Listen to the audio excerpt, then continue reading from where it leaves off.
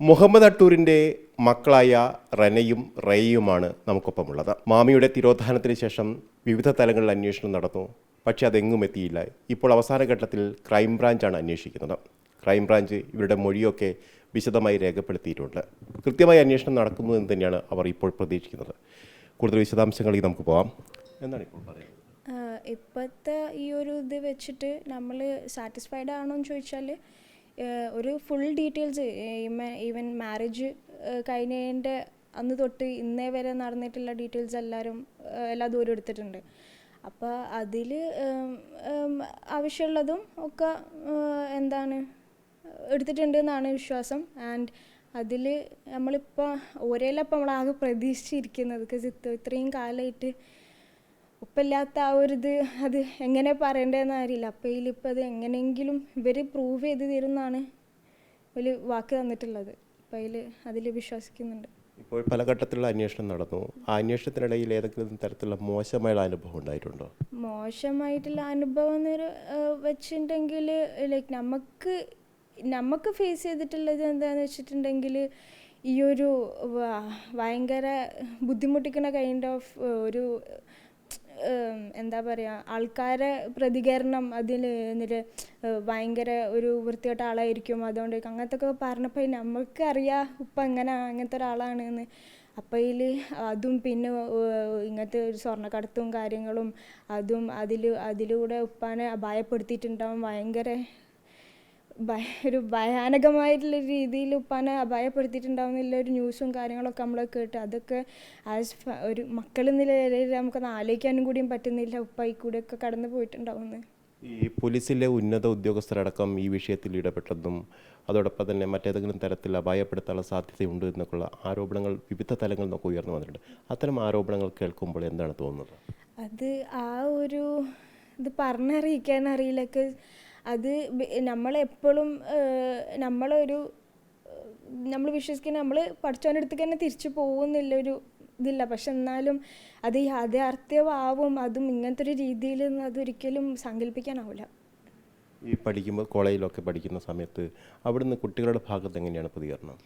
എൻ്റെ ഫ്രണ്ട്സൊക്കെ ഭയങ്കര സപ്പോർട്ടീവാണ്. ലൈക്ക് എനിക്ക് ഈ ഒരു കാര്യം എന്നെ ഭയങ്കരമായിട്ട് ബോദർ ചെയ്യുന്നുണ്ട് എന്ന് കാണിക്കുമ്പോൾ മാക്സിമം എന്നോട് അങ്ങനത്തെ കാര്യങ്ങൾ ചോദിച്ച് എന്നെ എടുങ്ങാറാക്കലോ ഇതാക്കലോ അത് എൻ്റെ എന്നല്ല, എൻ്റെ കോളേജിൽ ആരും എന്നെ അങ്ങനെ ഒരു ബുദ്ധിമുട്ടിപ്പിക്കുന്ന ഒരു ഇതിൽ വന്നിട്ടില്ല.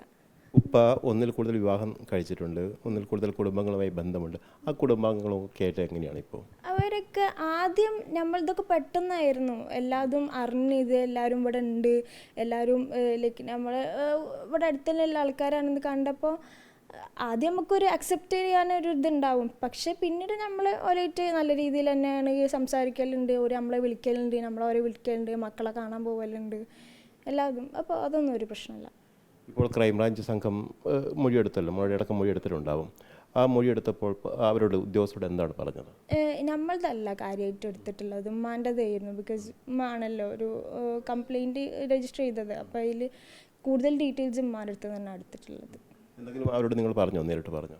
ഞാൻ ഒരു ഉപ്പ യൂസ് ചെയ്യുന്ന ഗാഡ്ജറ്റ്സ് ഏതാണെന്നും പിന്നെ അതേപോലെ ഒരു FIRൻ്റെ തുടക്കത്തിലുള്ള കാര്യങ്ങൾ എങ്ങനെയാണ് മെയിൽ അയച്ചിട്ടുള്ളതുമുള്ള കാര്യവും അതാണ് പറഞ്ഞു കൊടുത്തിട്ടുള്ളത്. ഉപ്പയ്ക്ക് ഈ റിയൽ എസ്റ്റേറ്റിന് അപ്പുറത്തേക്ക് മറ്റെന്തെങ്കിലും ബന്ധങ്ങളുള്ളതായിട്ട് നേരത്തെ അറിയിട്ടുണ്ടായിരുന്നോ? ഇല്ല, ഉപ്പ എന്ന് പറഞ്ഞിട്ടുണ്ടെങ്കിൽ നമ്മളെ ആ ഒരു ഭാഗത്തേക്ക് അടുപ്പിക്കൂല. ഉപ്പ ഇങ്ങോട്ട് വരുന്നത് സ്വാഭാവികമായിട്ട് ഒരു ഉപ്പ ജോലി കഴിഞ്ഞ് വരുന്ന പോലെ തന്നെയാണ് വരില്ല. അപ്പം അതിൽ നമ്മളെ ഇത് ബുദ്ധിമുട്ടാണെങ്കിലും വിഷമാണെങ്കിലും അതൊന്നും ഷെയർ ചെയ്യൂല. അത് ഇപ്പോൾ ഉപ്പാന് ചിലപ്പോൾ ഉള്ളിൽ നിന്ന് അത് പൊട്ടിക്കുന്നുണ്ടാവും. പക്ഷെ എന്നാലും നമ്മളടുത്ത് പിടിച്ചടക്കി നമ്മളങ്ങനെ ഇവിടെ വരുമ്പോൾ ആ ഒരു എടുങ്ങേറ് കാണിക്കലില്ല. അങ്ങനെ അതായത് ബിസിനസ്സുമായി ബന്ധപ്പെട്ട കാര്യങ്ങൾ സംസാരിക്കാറില്ല. അതിനപ്പുറത്തേക്ക് പുറത്തെന്തെങ്കിലും ബന്ധമുണ്ടെങ്കിൽ അതും പറയാറില്ല. ഒന്നും പറയൂല. അല്ലെങ്കിൽ നമുക്ക് നമ്മളെ കാര്യം ചോദിച്ചറിയും, എങ്ങനെ ഉണ്ടായിരുന്നു സ്കൂള്, സ്റ്റഡീസ്, അതൊക്കെ മാത്രം അത് മാത്രമേ ചോദിച്ചറിയലുള്ളൂ. വേറെ പ്രത്യേകിച്ച് ഒന്നും ചോദിച്ചറിയലില്ല. ഒരു വർഷത്തോളം കാണാതായിരിക്കുന്നു. എങ്ങനെയാണ് ഈ കഴിഞ്ഞ ഒരു വർഷം കടന്നുപോയത്? അതെനിക്കറിയില്ല. ഇത്രയും പെട്ടെന്നൊരു വർഷം കഴിഞ്ഞു പോകുമെന്ന് നമ്മൾ ഓരോ ദിവസം പോകുന്ന നമ്മൾ അറിഞ്ഞിട്ടുണ്ട്. അത് ബിക്കോസ് നമുക്ക് ഈ ഇപ്പോൾ നമ്മൾ ഈ നിങ്ങൾ ഇരിക്കുന്ന സ്ഥലമാണെങ്കിലും ഇപ്പോൾ വന്ന് അവിടെ അങ്ങനെ ഒരു ഇരിക്കും, ഒരു 4-5 മണിക്കൂർ അവിടെ ഇരുത്തേക്കും ഉണ്ടാവുക. അതൊക്കെ ആലോചിക്കും ഇങ്ങോട്ട് വരുമ്പോൾ ഉപ്പാൻ്റെ സൈഡിൽ ഉപ്പ കിടക്കുന്ന സൈഡ് കാര്യങ്ങൾ, ഉപ്പാൻ്റെ ഡ്രസ്സ് അതൊക്കെ അതുപോലെ തന്നെ ഇങ്ങനെ ഇപ്പോൾ ഇങ്ങനെ നമ്മൾ തുടച്ചൊക്കെ ഇങ്ങനെ ഒരുമാതിരി എന്താ പറയുക, അതൊക്കെ അതൊന്നും ആളില്ല, പക്ഷെ ഉപ്പാൻ്റെ ഓർമ്മകളായിട്ട് എല്ലാതും ഈ വീട്ടിൽ തന്നെ ഉണ്ട്. അപ്പോൾ അതൊക്കെ എനിക്കങ്ങനെ എടുത്ത് പറയാനൊന്നുമില്ല. ജസ്റ്റ് ഉപ്പനെ എത്ര പെട്ടെന്ന് കിട്ടുന്ന അത്രയും അങ്ങനെ സന്തോഷം തന്നെ. ഇപ്പോൾ ഒരു വർഷമായല്ലോ, അപ്പോൾ കാണാൻ ഒന്ന് കെട്ടിപ്പിടിക്കാനും അങ്ങനെ കാണാനൊരു ആഗ്രഹം എന്തായാലും ഉണ്ടാവും. അപ്പോൾ ഞാൻ അവസാനമായിട്ട് പറഞ്ഞത് എന്താണെന്നും കൂടി എനിക്ക് ഓർമ്മയില്ലായിരുന്നു. അത് അവസാനമായിട്ട് ദുബായ് പോവുക അങ്ങനെയൊക്കെ ഓരോന്ന് പറഞ്ഞ് അങ്ങനെ ആലോചിച്ച് തിരിച്ചു വരുമ്പോൾ എന്തൊക്കെ കൊണ്ടുവരിക, സാധാരണ കൊണ്ടുവരലൊക്കെ ഉണ്ട്, അങ്ങനെ ആലോചിക്കുമ്പോൾ പിന്നെ എങ്ങനെയാണ് ഉണ്ടായി. ഏറ്റവും ഇളയ കുട്ടിയാണ് റിയ അല്ലേ?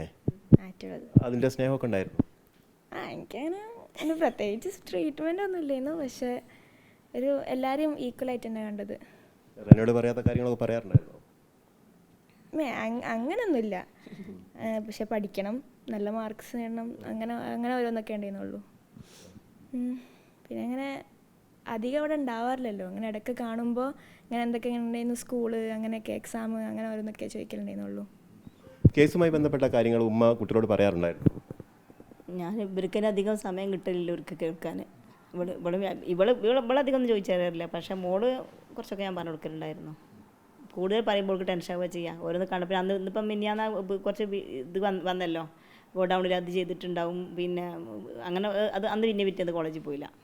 ഈ വിഷയം വലിയ വിവാദങ്ങളായി നിന്നപ്പോൾ പോലും മക്കളെ ഇതുവരെ പൊതുസമൂഹത്തിലേക്ക് കൊണ്ടുവരാൻ അല്ലെങ്കിൽ മീഡിയയ്ക്ക് മുന്നിലേക്ക് കൊണ്ടുവരാൻ ശ്രമിച്ചിട്ടില്ല. എന്തുകൊണ്ടാണത്? അത് വേണ്ട വിചാരിച്ചിട്ട്. കാരണം അത് മക്കൾ, എനിക്ക് തോന്നുന്നു അതൊരു സുഖം കിട്ടാതെ, കാരണം മക്കളെ എന്താ പറയുക, എല്ലാവരും ഇങ്ങനെ കണ്ടുകൊണ്ടിരിക്കുകയല്ലേ. അപ്പോൾ ഇപ്പം തന്നെ ഇപ്പോൾ പറയുന്നത് വെച്ചാൽ അത് പലരും കണ്ടിട്ട് കമൻ്റ് ഇടും എന്നൊക്കെ പറഞ്ഞ്. അപ്പോൾ എനിക്ക് തോന്നി ഇനി ഇതൊന്ന് കാണിക്കണം. ഇപ്പം എനിക്ക് തോന്നുകയാണ് ഒന്ന്, കാരണം മാമിൻ്റെ കുട്ടികളാണല്ലോ, ഇവർ അറിയുന്നില്ല, ഇവർ മാത്രം ഇതിൻ്റെ ഉള്ളിൽ ഇങ്ങനെ ഇരിക്കുകയാണല്ലോ, അപ്പോൾ അറിയുന്നില്ല. അപ്പോൾ ഒന്ന് കാണിക്കണം തന്നെ ഞാൻ വിചാരിച്ചതാണ് മാമിൻ്റെ മക്കളായിട്ട്. മാമീൻ്റെ മക്കൾ എന്നുള്ള നിലയിൽ തന്നെ പൊതുസമൂഹത്തിനോട് വിളിച്ചു പറയാൻ തന്നെയുള്ള ആഗ്രഹത്തിൻ്റെ ഭാഗമായിട്ടാണ് ഇപ്പോൾ അവർ. മാമിൻ്റെ മക്കളിൻ്റെ ഇത് അറിയുന്നില്ലല്ലോ, എപ്പോഴും ഇങ്ങനെ ഞാൻ മാത്രം ഇവിടെ ഇങ്ങനെ പ്രത്യക്ഷപ്പെടുന്നേ ഉള്ളൂ, ബാക്കിയൊന്നും പ്രത്യക്ഷപ്പെടുന്നില്ല. മക്കൾ ഉണ്ടെന്ന് പറയാൻ നല്ലത്, ഇവർ വരാനും കൂട്ടക്കുന്നില്ല. അപ്പോൾ എനിക്ക് തോന്നി ഇത് കഴിഞ്ഞപ്പോൾ ഇനി എന്തായാലും ഇതിപ്പോൾ ഈ അന്വേഷണം എന്തായാലും ഇത് ക്രൈം ബ്രാഞ്ചാണ്, ഇനി അടുത്ത സെക്ഷൻ എന്ന് പറയുമ്പോൾ ലാസ്റ്റാണ് CBIക്ക്. അത് പോകുന്നതിന് മുമ്പ് എൻ്റെ കുട്ടികളുണ്ട്, ഇവർക്കൊരു ജീവിതം വേണം, എൻ്റെ ജീവിതം, മക്കളുടെ ജീവിതം, ഇവരുടെ ഭാവി ഒക്കെ നോക്കണമല്ലോ എനിക്ക്. അപ്പോൾ അതുകൊണ്ടാണ് എനിക്ക് ഇത് CBIക്ക് പോയാൽ ഇനി അത് ഒരുപാട് നീണ്ട കാലയളവ് എടുക്കുമോ, പതിറ്റാണ്ടുകൾ എടുക്കുമോ എന്നൊരു പേടിയുണ്ട്.